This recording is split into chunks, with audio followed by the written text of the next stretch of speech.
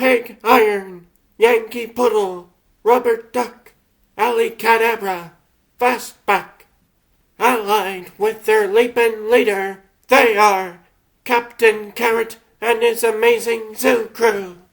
Episode 8, Killing Time. Boy howdy, this little old sky buggy's near as speedy as I am. Sure you won't hop aboard, Captain? I'd be happy to make some room here for you. Thanks anyway, Wifey, but I think I'd be better off out here. Just keep an ultra-sharp eye on the proceedings. After all, it's not every day we get to test drive our brand new zoo cruiser. Hey, rubberduck, what did the captain call this thing? It's the zoo cruiser, Piggy. Z-O-O-C-R-U-I-S-E-R. Get it? Yeah, well, where do we get all the dough to buy a fancy schmancy zoo cruiser like this? And why zoo cruiser anyway? I think Poodlemobile sounds much cuter. Geez, Rover, none other than old Uncle Salmon picked up the tab for this baby. In other words, it's a gift from the U.S. government, no less.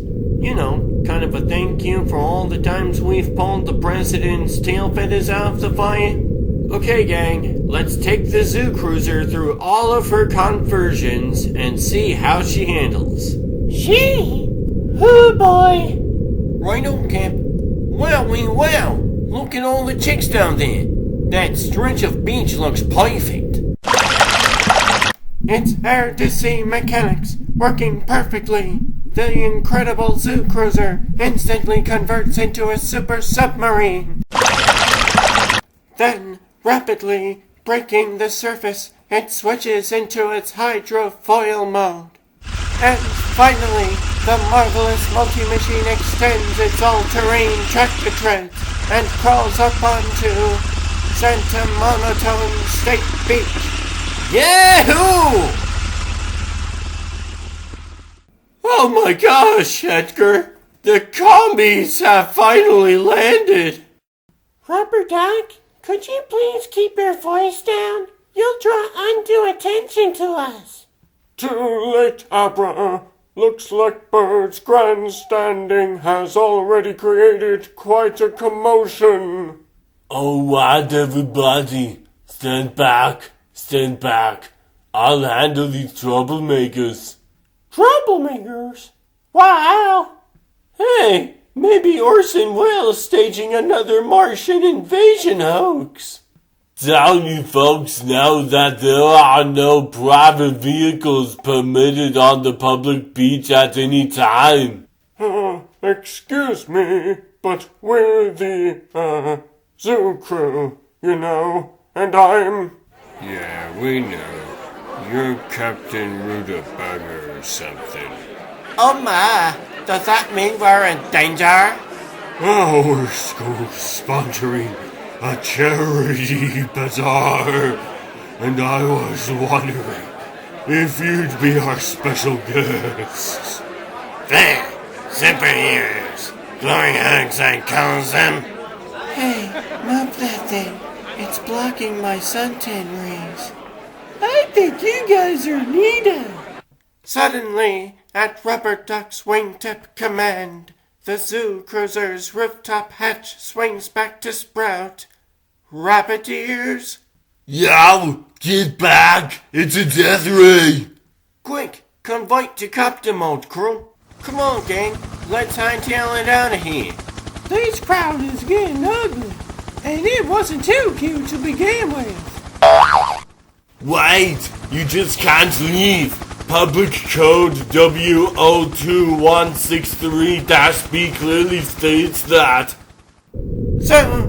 So what do you think of the zoo cruiser, Abra? Well, I'll admit I get a bit tired of using my magic powers just for teleporting the zoo crew around. You know, I'm a lot more than a mystic taxi service, regardless of what Yankee Poodle thinks. Yeah, I guess we were kinda taking you for granted. But now that we've got our own transportation, Excuse me, Abra. Great job, crew. But if you're impressed with the zoo cruiser, wait till you see what else the government has presented us with. A tax audit? Hey, whatever it is, it can't be much better than this. I haven't had this kind of fun since flying in my days as a Bollywood stunt fowl. Judging by your flying, bird darling, I'd say it was your brain that was stunted. Yeah, how come you've been hogging the wheel all day, huh? I ought to be hogging it. After all, I am a hog. But, Oh, come on, let me have it. I'll give it right back. you metallic moron! That's the steering mechanism! I know it. How else am I supposed to steer? Tumbling turnips! What happened? Is Rubberduck still trying to show off his stunt flying? Flippin' cheap government equipment. Offhand, I'd say they're running into a little mechanical difficulty. That's not all they're running into. Look! Out of control, the zoo cruiser knifes through the Los Angeles smog, directly toward the bizarre structure looming in its path, the fabulous Z building, originally designed and constructed by the famous and eccentric architect Frank Lloyd Wright. This remarkable edifice has been leased and outfitted at government expense to serve as the official headquarters for the amazing zoo crew, who at this moment are just about to get acquainted with their new HQ head-on. Hail! Great galloping greens! Either Rubberduck's really lousy at parking, or the zoo crew's test pilot has finally gone quackers. I keep trying to tell you, Captain. I don't think Rubberduck's kidding around. Just let me try a new type of spell I've been working on. If I concentrate hard enough, Magic Wanda and I can materialize semi-solid objects of pure mystic force. Rubberduck! Quick! Form an airbag! We're gonna hit! Voila! A magical rip to deflect the... Nice try, Abra. You saved the Z building. Now I've got to stop that runaway rocket. Pig Lion! Oof! Get off of me! Careful, Cece. Looks like they're headed straight for deep space. Sizzling celery! Hope that last super leap was enough to keep up with this thing. Okay, Ducko, here's the steering wheel back. You fly this quick. Hold on, gang. Almost gotcha. Hey, haven't you ever heard of gravity? I hate to tell you this, Bolt Brain, but it's a tad too late for me, for anyone, to fly this berserker bus. Not if I can help it. If I don't stop him, the crew will just keep on going and going. If I can manage to snag this tail fin. Gotcha. Running out of atmosphere. Guess this is one way to beat the LA smog. Camp, I'm trying to give you a hand, but this turbulence is making me shakier than an agent's promise. Now, if only I can bend this rudder. Nearly passing out. I did it! I did it! We made a U-turn! Uh-oh. Now comes the little matter of brakes. Rubberduck, form a trampoline, or Yankee Boodle. Use your stars to repel the ground, or maybe Pig Iron can jump overboard as ballast, or... Oh, never mind. Okay, Jabra. Let me give you a big hand, too.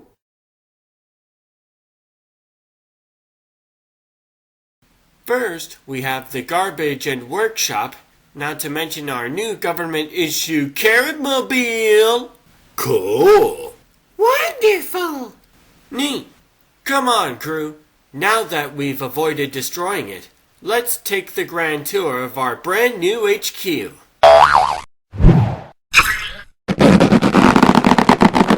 Sure is pretty, Cap. Then we have our gym and training room, specially built to accommodate our superpowers. Next, our individual living quarters, such as Yankee Poodle's here. Fabulous! Right, nice.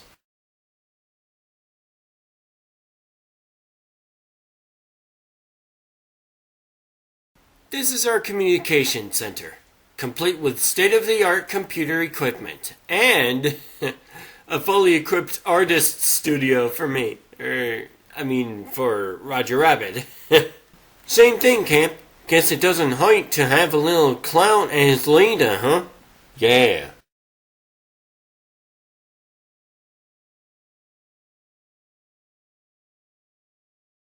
Well, what are we waiting for?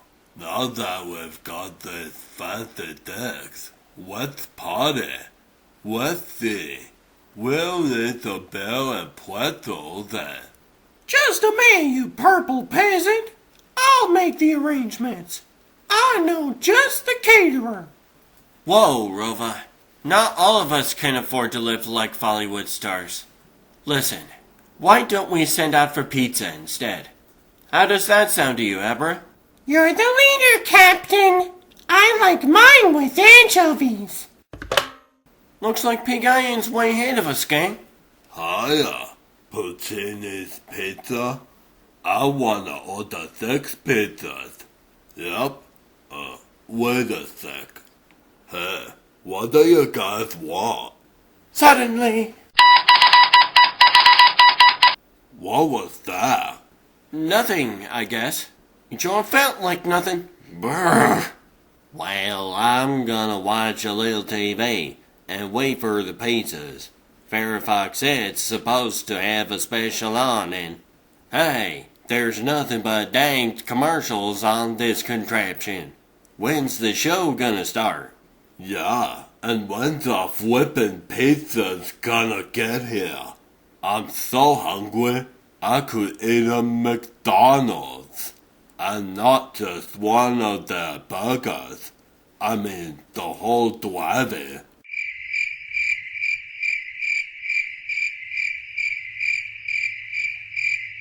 what seems like an eternity later. Well, when he gets here, that pizza delivery guy's not getting a tip, that's for sure. Media Calico Comics introduces its new ad for Patreon and other links. It includes paid comics of Werecat and other projects. It also includes webcomics of Ken Canary. It includes fun stickers for everyone, as well as comic dub movies and series.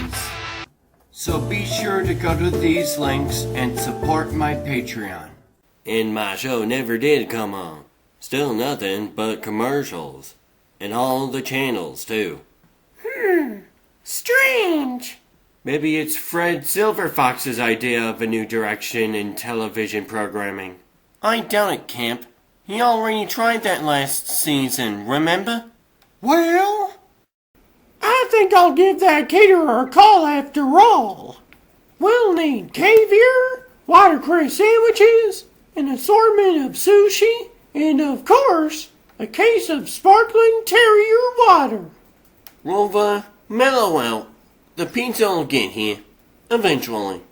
Don't worry. I used to be a pizza delivery boy, and I was never on time neither. Got fired for it, though.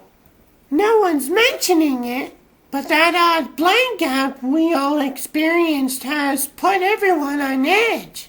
Not only that, but my mystic sixth sense has detected a strange flaw in the fabric of reality. Possibly the two phenomena are somehow connected. My friends, I'd be happy to teleport us to the restaurant, and we can pick up our order there. And at the same time, investigate whether anyone else has been affected. Hang on to your appetite, Pig Iron. We'll be back in 2 shakes of a peacock's tail. Humph! Show off. Magic Wanda, on a trip with no frills, take us now to Beverly Hills. Gee, Miss Alley Cadabra, couldn't I just run down there? This teleporting stuff makes me all dizzy. Remember, Cap, I want my pizzas with extra cheese and a sprinkling of carpet tax. Well, here we are, gang, at the corner of Wilshire Boulevard and Rodento Drive. And there's Puccini's Pizzeria. Let's go. Hey, what's with that crowd down there? Freaking bus! Where is it anyway? Soon. Howdy, pal. Since our phoned-in order never arrived, we'd like to pick up some pizzas. We want to... Hey, Capitan Garrett, I'm sorry, senor, but the oven, she's not working so hot. The pizzas, they won't finish baking. In fact, none of the food will finish cooking. I even tried boiling a 3-minute egg. It's been 3 hours, and it's still not cooked. Mamma mia. Why so glum, chum? I hear the food here is great. Yeah, well, the service is so lousy, I doubt if I'll ever find out. Uh-oh, this confirms my suspicions. Captain? I'd like a word with you. So, back in the lounge of the fabulous sea building, a flash of mystic force signals the return of the costumed critters. Wow, it's about time. I can't wait to sink my tusks into a nice big gooey. Hey, that ain't no pizza. Sorry, Pig-Iron. This antipasto salad is the best we could do. Yeah, it was the only thing Puccini had that didn't require cooking. Thanks for the lift, darling. You're welcome.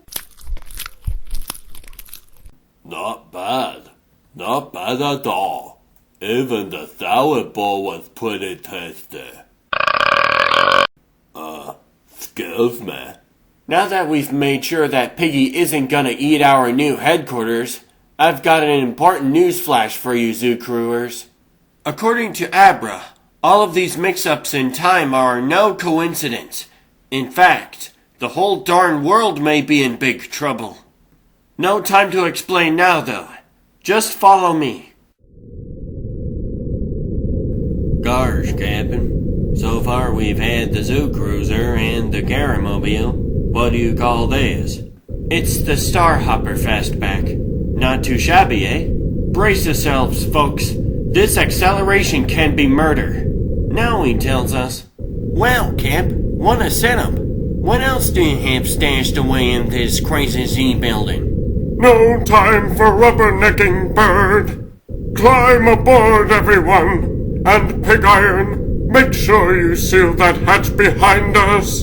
Gotcha, Cece. And so, as the Starhopper's mighty engines propel them beyond the pull of Earth's gravity... You know, President Mallard Fillmore must have been really grateful to outfit us with our very own spaceship. Yeah, 1 minute we're the world's brokest super team, and the next we're up to our eyelashes and goodies. What else did the government give us? Our own zip code? And where did they get their absolutely tacky sense of design? This Karamotive is really the pits, if you ask me. Well, we didn't, Rover. Let's discuss it sometime. The Earth isn't on the brink of disaster. Speaking of time and disaster, Captain, shall I explain our mission? Please do, Abra. At this point, I'm not certain I understand what's going on. Neither am I. But with the aid of my sorcerer's powers, I've determined that the blank gap we all experienced earlier was the result of an amazing occurrence. For a few seconds, time did not exist. That's what has caused the mysterious lapses in time since then. And that's why you suggested we check things from the vantage point of space, huh? Frankly, Abra, I'm stumped. We've crisscrossed space all around the Earth and haven't seen hide nor hair of anything or anyone who could be affecting the world's time. Oh my gosh! Look! Up ahead! Look at what, Yankee Poodle? Yeah, what? I don't see nothing. That's just it! There's nothing! No stars! No planets! Nothing! A black hole! Well, what do you say, Phil Sweeter? Do we take a peek inside? Gosh, Big Iron, I just don't know. No one's ever been through a black hole before. Well, as for me, I say we do it. Besides, I'm done tired of sitting around, waiting around to see what'll happen. Come on, Cap. Let's go hog wild. Well, don't look now, people. But that there black hole's just made our decision for us. We all's been sucked in. Suddenly, the star hopper is pulled into the gaping maw of the black hole, never to be seen again. Well, we've been wrong before. Hopping horn toads, Cap. Where are we? For once, even I'm speechless. I don't know, Rover, but I think we've found what we were looking for. Hey, this hole ain't so black on the inside, is it? Indeed it isn't, Pig Iron. The landscape! It's so... You really are speechless, huh, YP? Can't say I blame you. It's all so strange. So alien. It's almost as weird as Bollywood. I'd say you're stretching things a bit, rubberduck. Take a look at those melting watches. It's like something out of a painting by Salvador Dali. Spot anything from up there, bird?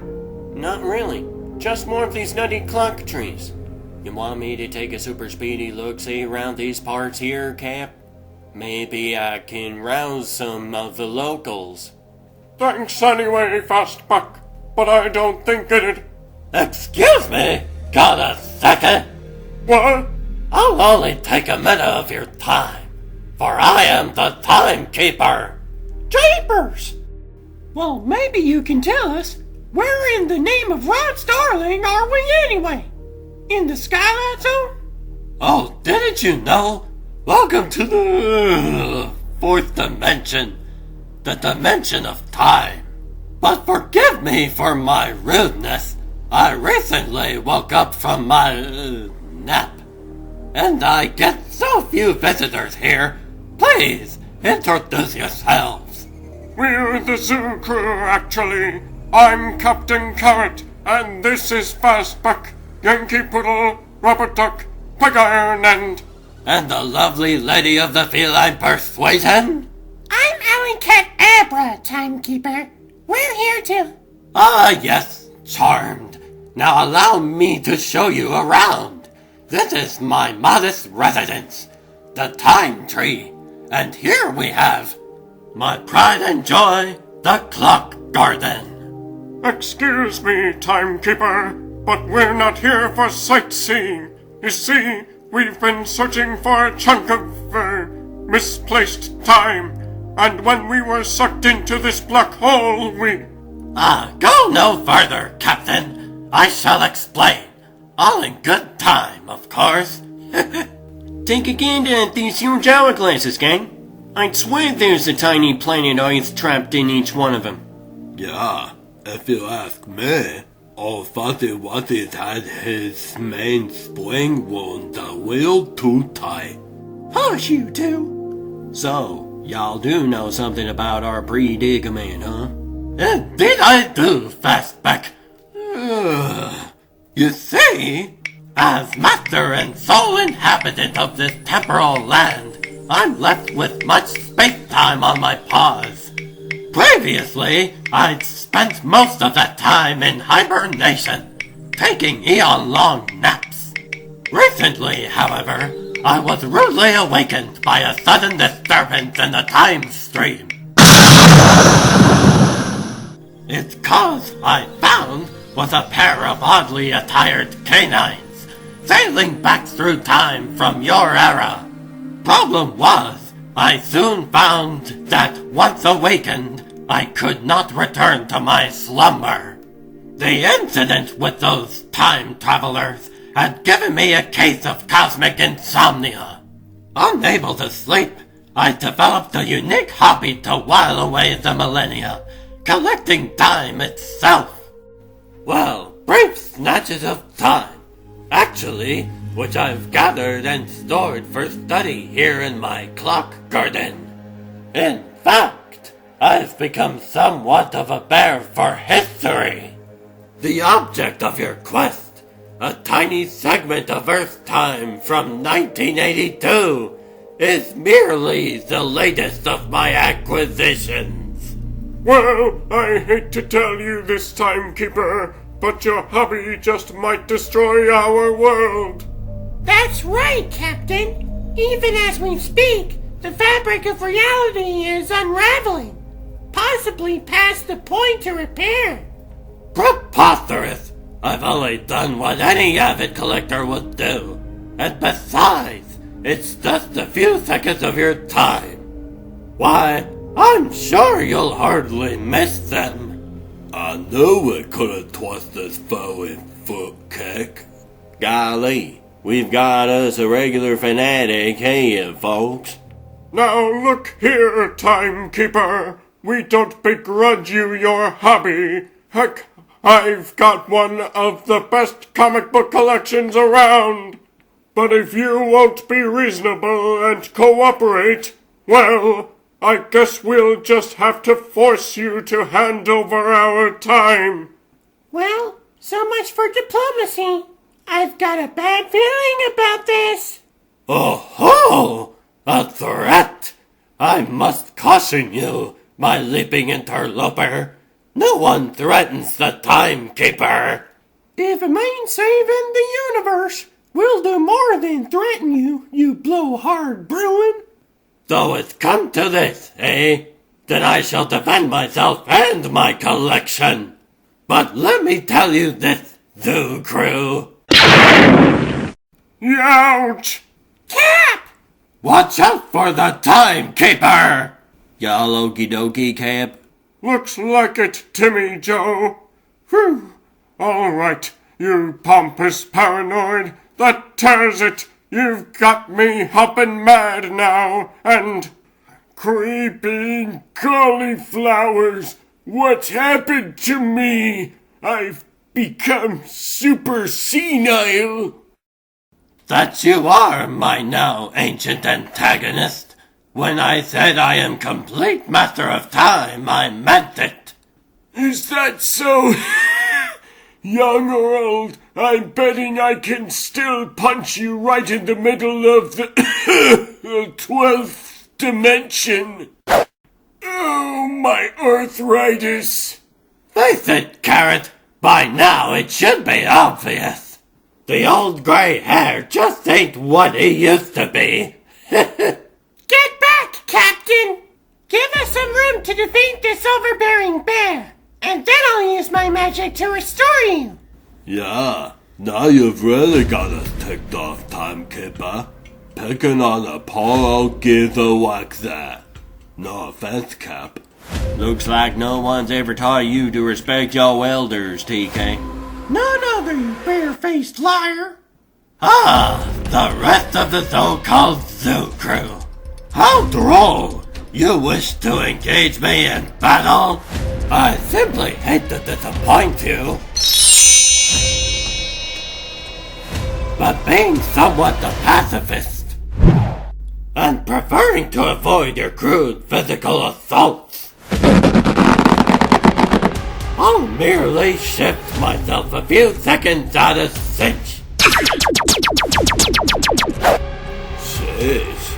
And let you all wear yourselves out in combat with an intangible phantom. But since you all insist on playing this juvenile game of tag, allow me to make you a bit more comfortable.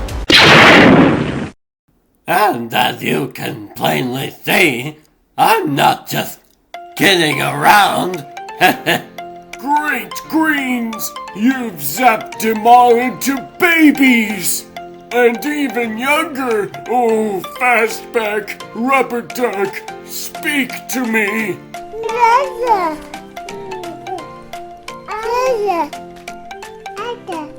Ah, the innocence of youth.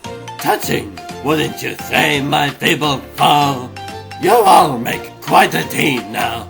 Piglet Iron, Yankee Poodle Pup, Alley Kit Abra, Rubber Duckling, and Hatchback. Allied with you, their liver-spotted leader. Or is that babysitter? Ah, I can see it now. Captain Cougar and his amazing nursery school. Why, what was your name again, you wicked whippersnapper?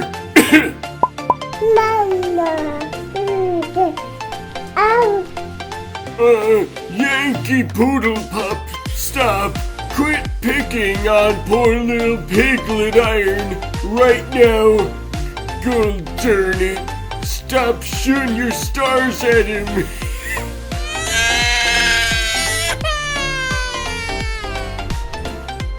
Hey, God, what a racket! I can't take much more of this. There! You're not nearly as irritating like this.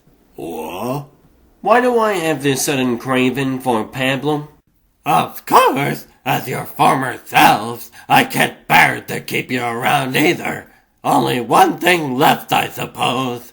Sorry, Zoo Crew, but your time's run out. Ta-da! Oh my gosh! First we let you turn our leader into a living grandfather clock. Then we let you transform the rest of us into instant infants. And now, before my eyes, you dematerialize my valiant teammates. Well, let me tell you this, timekeeper. If you've so much as harmed even one of those dear creatures, I swear I'll scratch your evil eyes out. Calm yourself, my sweet. Your friends still live. See these 3 hourglasses? That's where I've sent them. Just to get them out of my fur, you understand? After all, I only wanted to be alone with you. After all, it gets quite lonely here in the 4th dimension, but with you here at my side as my companion. Oh no, never in a million years. Ah, that's all right, my dear. I can wait. And meanwhile, within the time-locked worlds of each hourglass we find... Don't look now, Cap, but I think we've been invited to an old-fashioned pyramid party. While in Renaissance Paris at the castle of King Louis IX.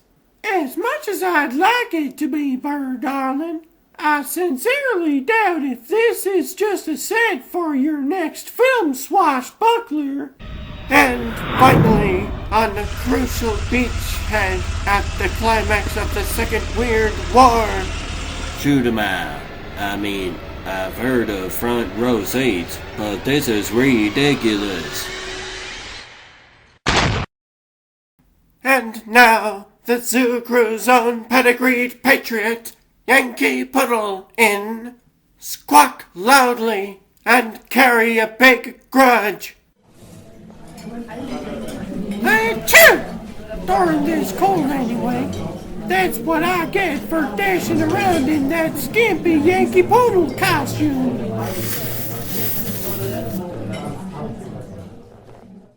And for special achievements in the field of gossip mongering, investigative reporting. And on behalf of the Media Muckrakers Association, I'm proud to present this Platinum Penguin Award to...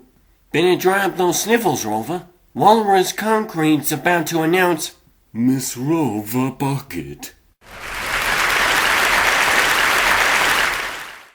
That's it, Rover.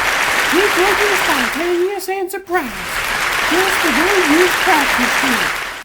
I'd like to thank the Association and all the little folk whose little indiscretions have allowed me to get all those big scoops.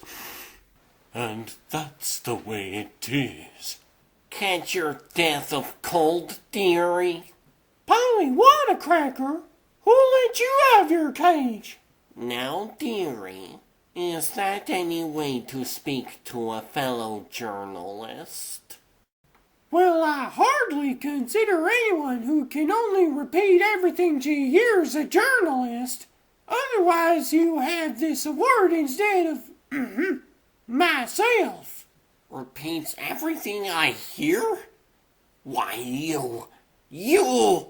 Can't got your tongue? Face it, that's show business. Chew! Ah! Polly wants a towel. Hey! Watch it. That does it. I'm leaving. Gee, Rover, you sure ruffled our feathers. Sound up on scenic Mulholland Drive. The nerve of that snotty little mother, gloating over her platinum penguin. So what if she managed to get that exclusive series of radio interviews with Yankee Poodle? I mean, that costumed glory hound is nearly as insufferable as Miss Rova herself. Hardly award material. Ah! That reminds me, I've got a show to tape now. Come on, you roadhog. Let me pass. Yow! Where'd the road go? Out of control, Polly Cracker Sparks car careens into one of her own station's radio broadcasting towers. Seared by her exploding gas tank, shocked by 50,000 watts of electricity, and buried by flaming debris, Polly Cracker, by all reason, should resemble a casket full of collective slaughter's Kentucky fried chiclets.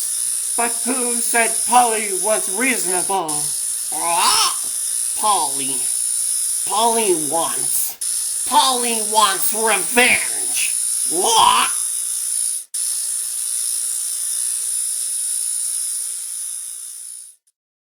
A few days later, Greetings, video vultures. This is Rova Barkin, poolside with another exclusive interview. I'm here at the home of superstar lady killer Warren Beatty. Hello, Warren, darling. Clue us in on your upcoming controversial box office blockbuster.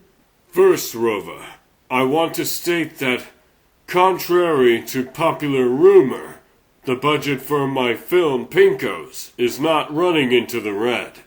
Good thing my cold finally cleared up, or I'd have had to cancel this once-in-a-lifetime opportunity. Guess I could thank the vitamin C and all those orange daiquiris I had at the Bel Dale reception for Lauren Bird call. Well, what about your feud with Woodsy Owlin over your live-in co-star Diane Paracaton? Rover, I'm just heels over head in love with... Yow! Ouch! Looks like I'll never need a nightlight again. So sorry to interrupt, dearie, but this program has just been preempted by none other than me, the Squawker. Oh no! Who? I'm the Squawker! The Squawker! How many times do I have to repeat myself anyway?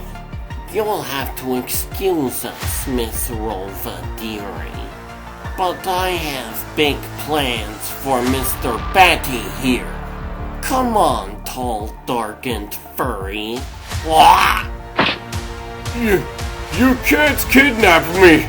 I've got a business lunch today! That awful voice! If it wasn't so distorted, I could almost swear it was Polly Wannacracker. Well, if Rova Barkett can't get Warren's interview, looks like Yankee Poodle will have to get it. Soaring above downtown Los Angeles on a semi-solidified ramp of electromagnetic stripes, propelled by a star stream, the star-spangled canine tracks her crazed quarry. And if you've heard my rating, Squawker, there's nowhere you can hide. Sure would like to know how Polly got those weird powers, though. Speaking of superpowers, with my super sensitivity to bioelectric auras, I finally picked up the Squawker's unique trail.